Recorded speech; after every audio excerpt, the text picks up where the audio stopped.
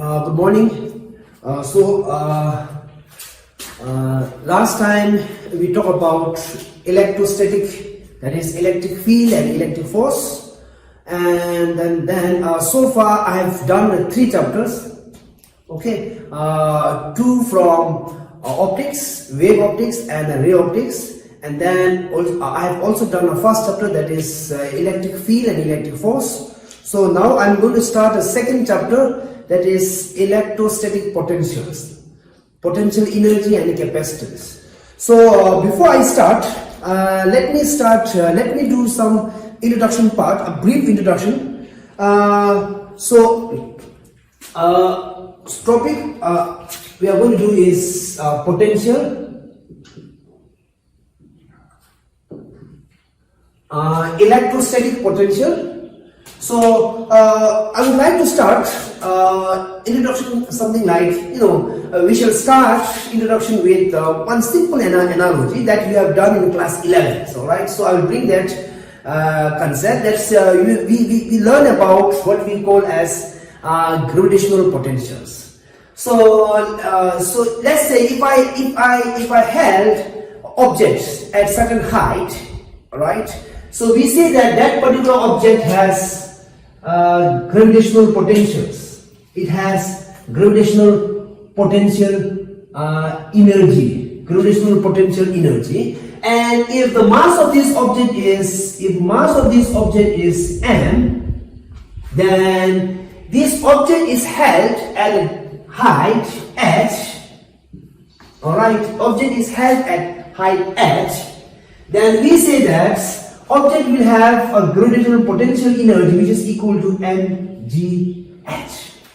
This is the gravitational potential energy. That means that this object is being attracted by an earth. What is the force? The force of attraction by earth is going to be mg, which is what we call as weight.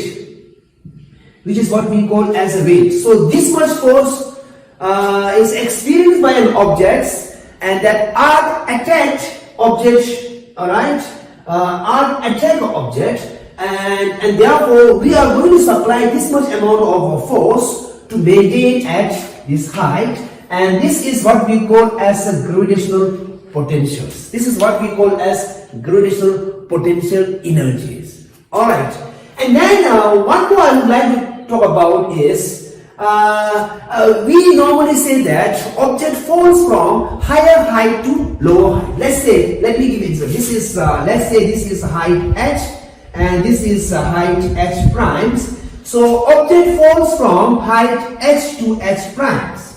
All right. So let's say this height is going to be delta h. So that means object lose potential energies. Object lose potential energies. Alright, object is falling, right? So there is a loss of potential energy.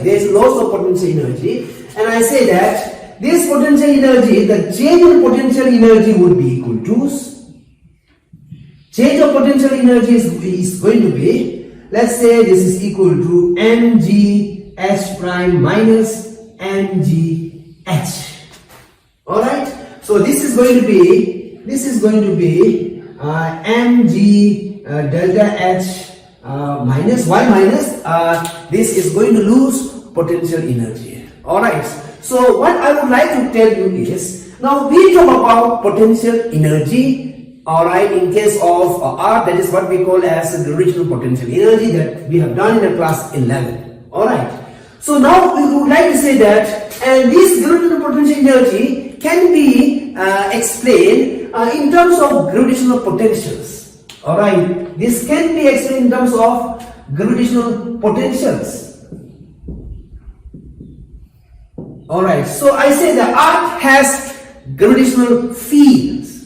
Alright, and because of this gravitational field, objects are being attracted toward earth. Alright, due to which we have gravitational potential energy. Alright, and that gravitational potential or gravitational field can be expressed by gravitational potential. So that means if you are at a higher height, if you at the height is higher, if high is higher, then you would have higher potentials. The gravitational potential is higher. If high is lower, the potential would be less. So this is how we explain in terms of earth gravitation, right? Potential. Now let me correlate this with our electrostatics. So when we talk about electrostatics, we talk about electric field. We talk about electric fields. So electric field around the regions can be described by assigning a vector quantity called electric fields. Vector quantity called E. This is a vector quantity called E. So this vector quantity electric field describe electric field around a church. Let's say I just say this is a church, this is a church. Alright, this is what we call as electric field. Alright, this electric field around church Q can be explained by vector quantity called E. That is what we call as electric fields. And such an electric field can be described by assigning a scalar quantities.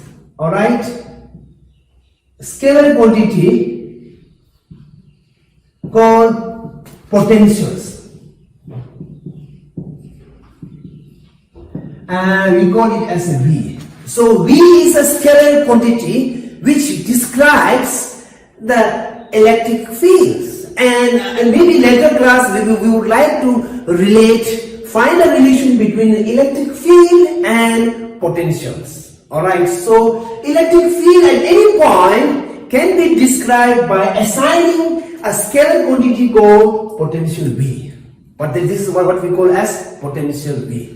And then again I would like to give you this, right?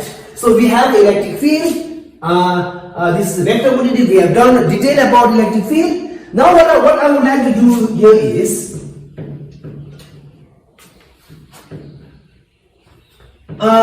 we would say that I have a positive charge Q here. I have a positive charge Q here. And if I have another positive charge Q here, there will be a force of repulsions. Alright. So if I say, if I move this charge away, again I say the potential energy is going to lose.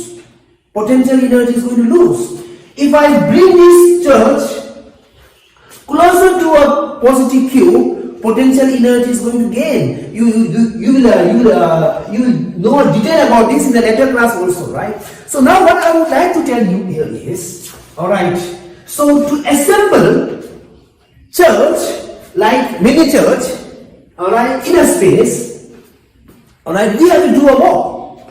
So let's say I have a church Q1, church Q2, church Q3, church Q4. So I have a four church systems, and I say that all the churches, they repel each other's. However, they stay together.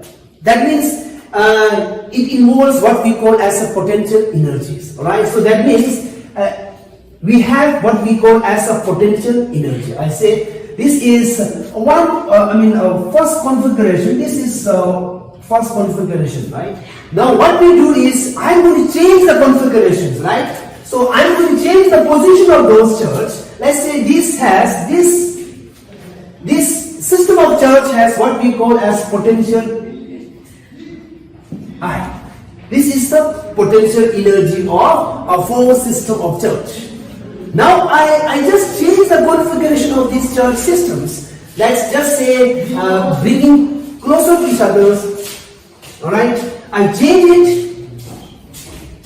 Alright.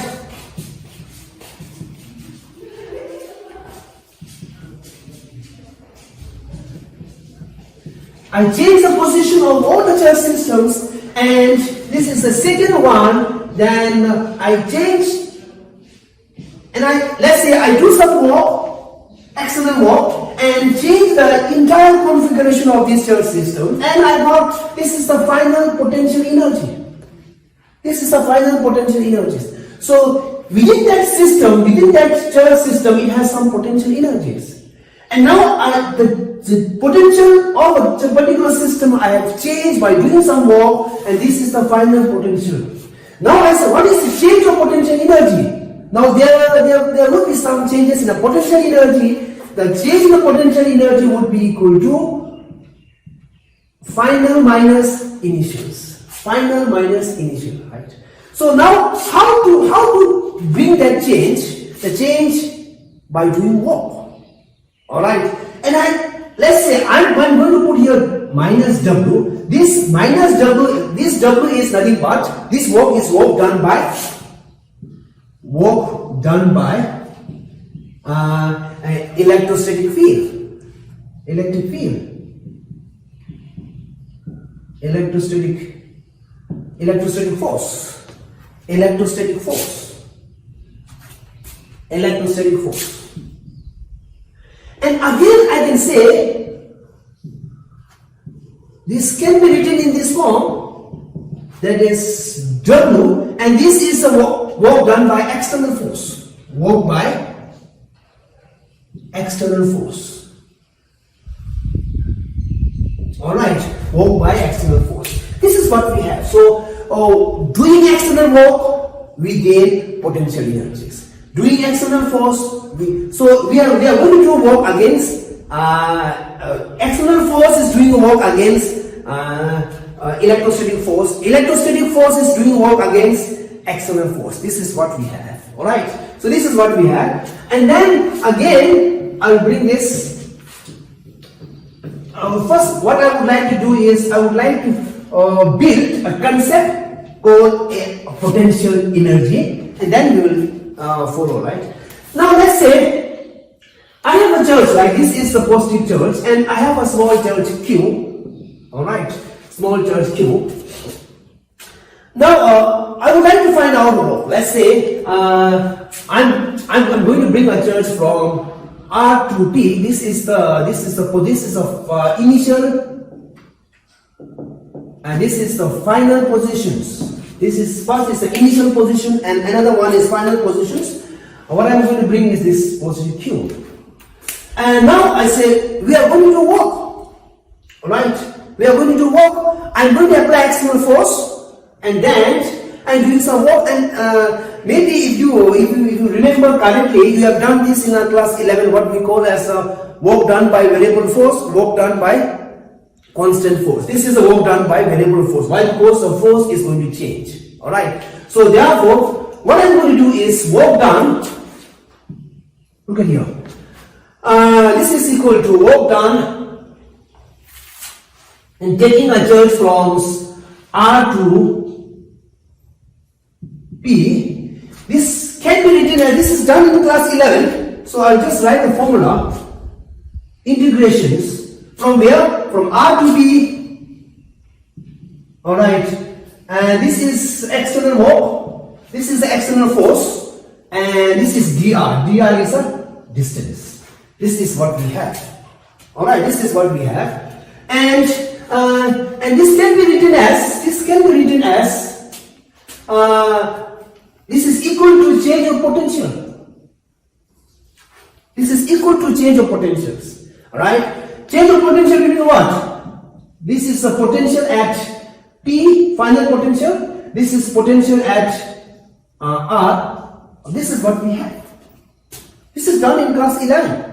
So therefore, the amount of work done is equal to change of potentials. So whatever work we have done, whatever work we have performed is stored in form of potential energy. And how much is that? The change of potential energy, right? I can rewrite this and say that, let's say now if I make it electrostatic force, then I have to put minus.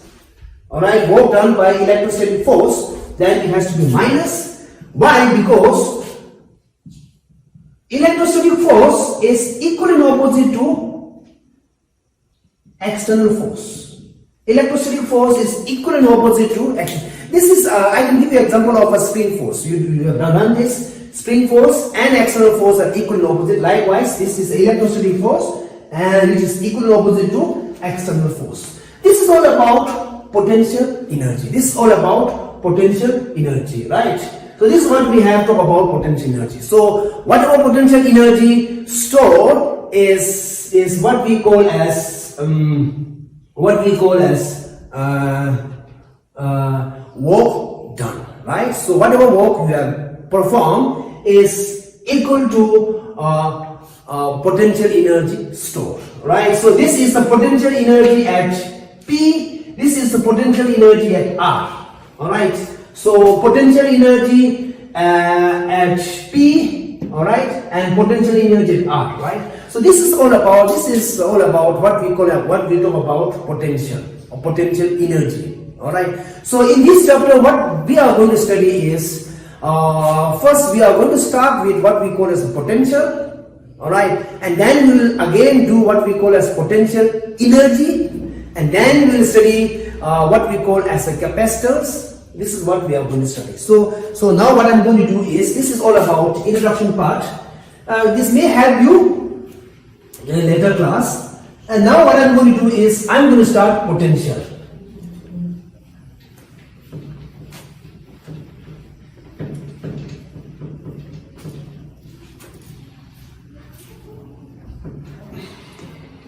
And as I told you that electric field, the space around a church, when we discuss the first chapter, I have defined something like the space around a church particle is defined by what we call as electric field.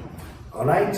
So if you come closer to a church, electric field would be greater, and if you go away from a church, electric field would be lesser. Alright. So that means the electric field is a characteristic of what we call as a church.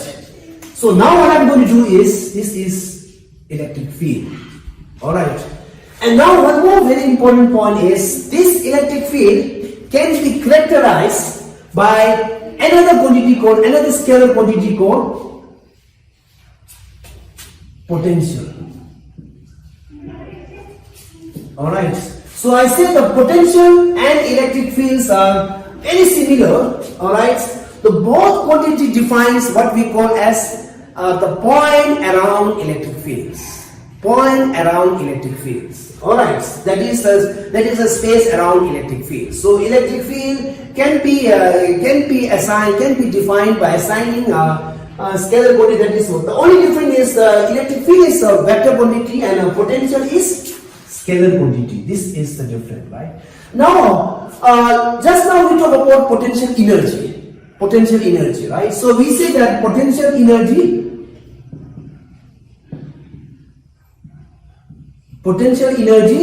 is equal to work done. Potential energy is equal to work done. This is what we have done. Potential energy is equal to work done. Alright. So how much work is required to bring a church from one place to another place? That is what we talk about.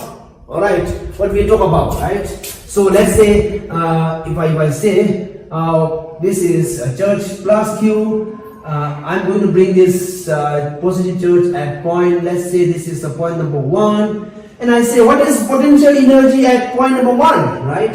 So potential energy at point number 1 would be equal to this is equal to work done.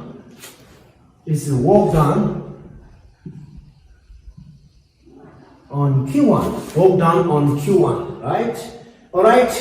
Work done on Q1s against positive charge, this positive charge Q. Alright, this is what we have. Now, and this which is equal to work done. Alright. So now what I'm going to do is I'm going to define what we call as potentials. So this is much easier concept. Alright. So we say that what is potential then? We say that potential V is defined as work done on a unit charge, right? That is what we call as work done on a unit positive charge. And it is also defined as, this is also defined as the change of potential per unit positive charge. As a change of potentials, change of potential energy, change of potential energy per unit positive. This is what we call as potential. This is what we call as potential. So right. So now I say, just now we defined that this is delta U is a change of potential from R P potential R. Now I would like to define potential difference, right? So this is how I define is delta V can be defined as P minus U and Q. This is potential energy difference per unit charge. This is what we define as potential difference, potential energy difference per unit charge. This is what we have, right? This is now here the difference is I'm going to bring a unit positive charge. I'm not going to bring some charge. I'm going to bring a unit positive charge. This is what we are going to say. Alright, so this is what we have. So now I say that potential work done on a unit charge or a change of potential per unit positive charge. Alright, so again I say that, let's say, I'll do diagram and then I'll show, right?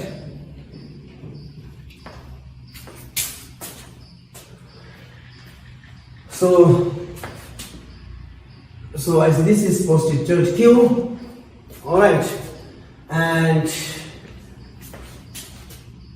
this is point P, this is point R.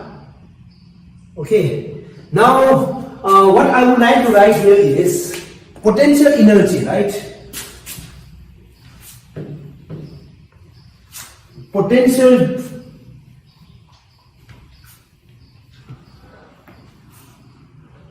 so potential difference, right? I just write here potential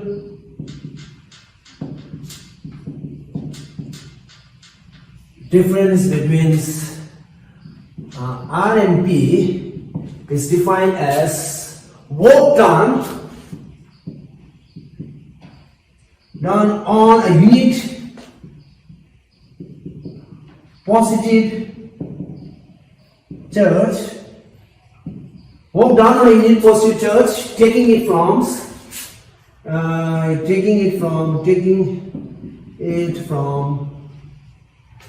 R to P. All right. So that is what we define as. This is what we call as delta V. What is work? Work is defined by RP. All right. Divided by Q. Why? Because work done on a unit positive charge. Work done on being a unit charge, right? So this can be written as what is that? QP minus QR, which is defined by Q. This is potential. All right, and then I just write here. This is P divided by Q minus divided by R. Q, which I can write this as Q Vp minus Vr. Vp is the potential at P, and Vr is potential at R. Vr is potential at R, Vp is potential at P. Alright, and this is potential difference. Alright, and this is potential at point P, potential at point P, potential at point R. And I can define this by saying that potential at R can be defined as work done in taking a charge from infinity to R. Alright, then divided by Q. This is what we call as potential at R. This is, I'll write it, work done in bringing unit positive charge from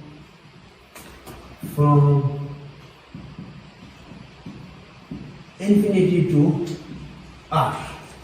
Okay. And what is potential at P? Again, I write, this is work done in bringing a unit positive charge from infinity to P. So this is what we have. So this is potential at R. This is potential at P. So now look at here.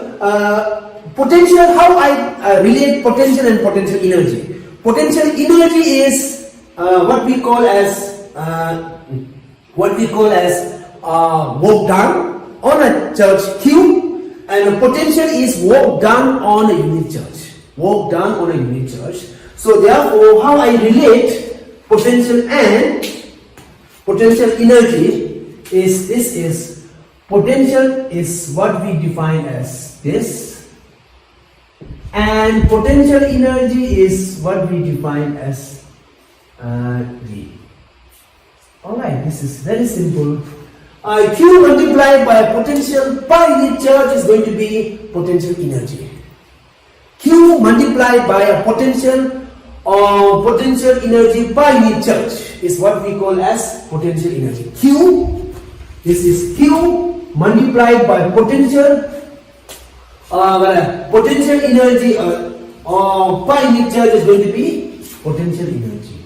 Alright, so this is what we had, and this is how we define potential, right? So now what I'm going to do is, I would like to find out potential at point P. Now I say, how to find out potential at point P? I will say amount of work in bringing a unit charge from infinity to point P. Alright. So this is what we call as potential at point P. Now this is how are we going to find out. So this is what I'm going to do now.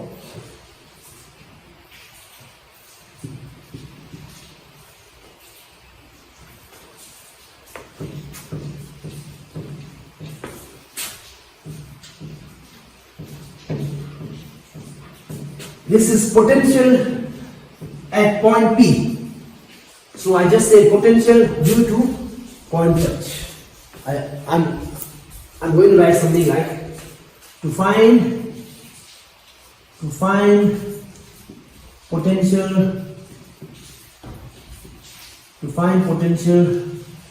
due to point charge.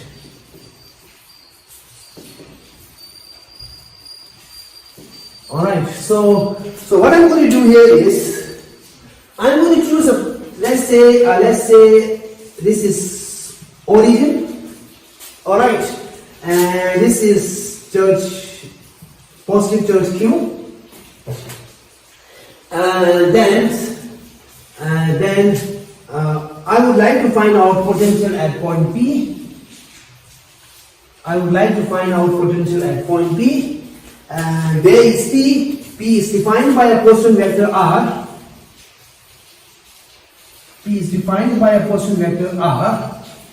Alright.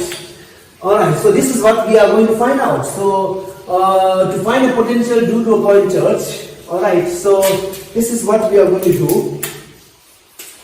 Now, alright. What is the definition of potential at point P? Alright. The definition is work done in bringing unit positive charge from infinity to point P. From infinity to point P. This is what we have. Alright. So this is what we are going to do. So therefore what I'm going to do is, The problem with this is that now where is the infinity? This is the problem. Alright.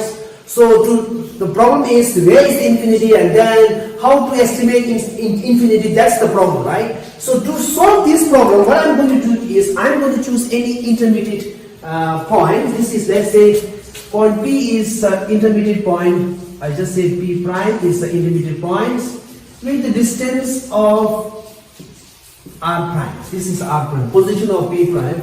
So let's say, I just say, let us take intermediate point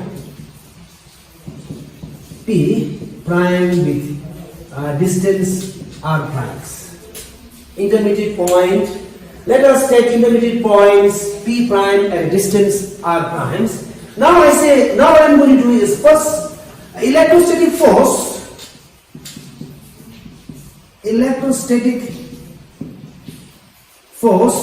on a unit charge, on a unit positive charge at P prime. This would be equal to, you have done this in the first chapter. So I'm finding out unit positive charge, right? Electrostatic force on a unit positive charge, right? Electrostatic force on a unit positive charge is given by, this is Q divided by R prime square. This is R prime, right? This is multiplied by 1. Why 1? Unit positive charge. That's the one very, very important, right? And now what I'm going to do is work done. I just say work done by electrostatic force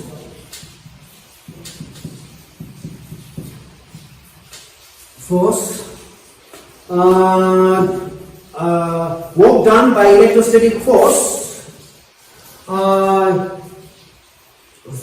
bringing it from, like say, bringing unit charge, bringing it from where to where? Let's say this is R. So now I'll bring up to this, and this is what we call as, I'll do this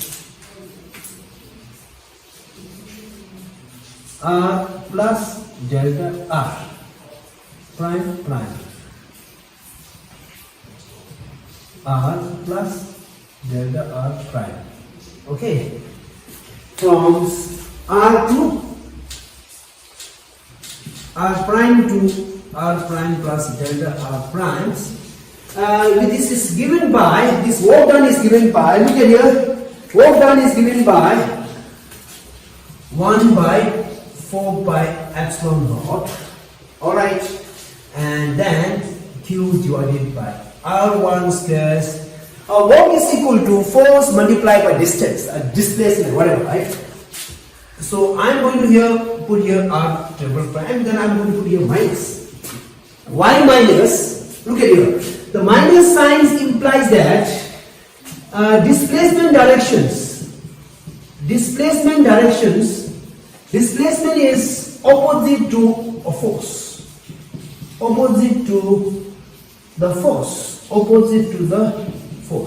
Then direction of force.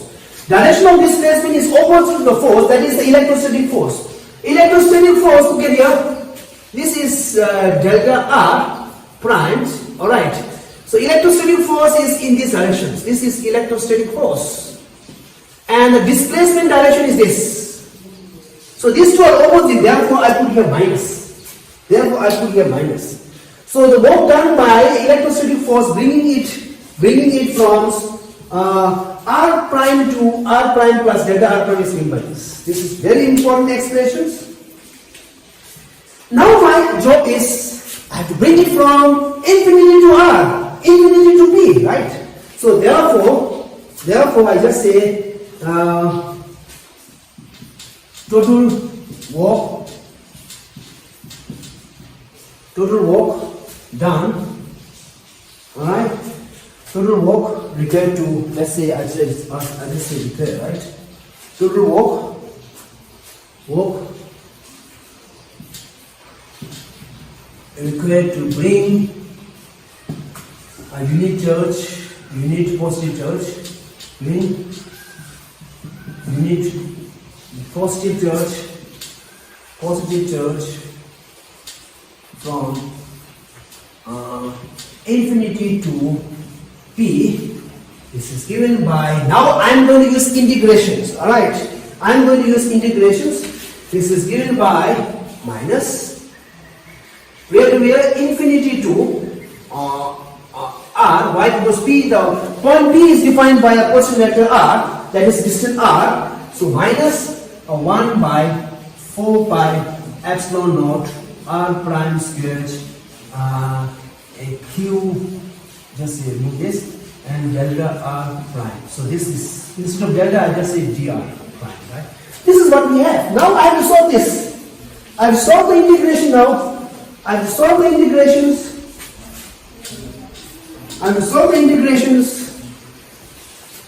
Alright, so this is now potential. Now this is what we have.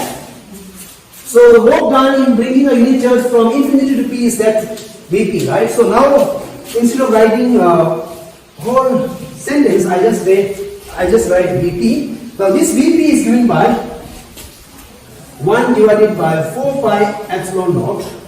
Okay, Q, again I remove it, from infinity to R, dr prime divided by minus, I'll write here,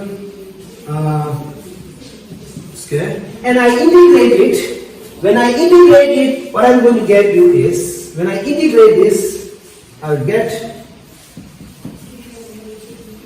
minus 1 by prime 2 minus 1. Alright, I just say this is going to be minus 1, right? So this is how I obtain integrations. So integration, I will just write a general formula for integrations. X and dx integration is given by xn plus 1 divided by, and this is how I get integrations. This is the formula for integration. Just for your reference, I'm writing here, right? This is your reference. So therefore, look at here. So therefore, this is minus is plus. Minus is plus. Q 4 plus epsilon naught. Minus is plus 1 by R prime and divided by R. Okay, this is what I have. Now I substitute. If I substitute Q by 4 pi epsilon naught, okay, 1 by R, alright, minus 1 by infinity. 1 by infinity is 0, right? So therefore, potential at point P is given by Q divided by 4 pi epsilon naught R. This is potential at point P. And this is the potential at point P due to point charge. This is the potential at point P due to point charge. And now I don't worry about this. I will explain you this. This part I will explain you now. Alright. So this is potential at point P. This is potential at point P due to a point charge Q. Now I will explain you this. Okay. So how to integrate this? Alright. 1 by R prime square. How to integrate this? I will explain you. So how I do is this. This is prime minus 2. I just put it at reciprocal it. Once I reciprocal it, I'm going to get it. Now I use this formula. When I take it out from integrations, R1 minus 2 plus 1 divided by minus 2 plus 1, and finally what I got is from minus 1 divided by 1. When I say any power of minus 1, if I put it in the denominator, minus goes off, power minus goes off. So therefore this is how I got it. This is how I got it. This is, if you have any problem, with this, alright, so minus 1 by R. So therefore this minus is due to this. So minus into minus is plus. So this is how I got it. Minus into minus is plus. So this is how we obtain, how we solve this integration. This is a simple integration, right? So this is what I have done it, right? Minus, this goes up, minus power, and then I solve this. Alright, this is the integration formula, right? So therefore minus 2 plus 1, minus 2 plus 1, minus 2 plus 1 is minus 1, this is minus 1, and this comes to denominator 1 by R prime. So this is what we have. So this is potential at point P. Alright, this is potential at point P due to a point charge. Now look at here. Since the charge Q is a positive charge, potential is positive. So just for your reference, I'm going to write here again. Since charge Q is a positive charge, so I just write here something like, for Q more than 0, potential is positive.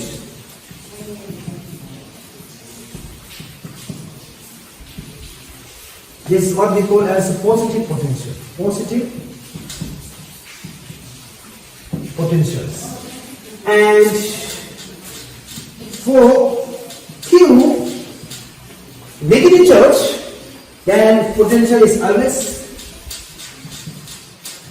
negative potentials. Negative potentials. That you should keep in mind. Very, very important. Negative potential. Now look at here. Whenever we talk about a test charge, we have done in a previous chapter. Whenever we talk about test charge, we say that we always take a positive test charge. So therefore, when a potential is positive, then it is always attractions. When a potential is positive, it is always attractions. Why? Because test charge is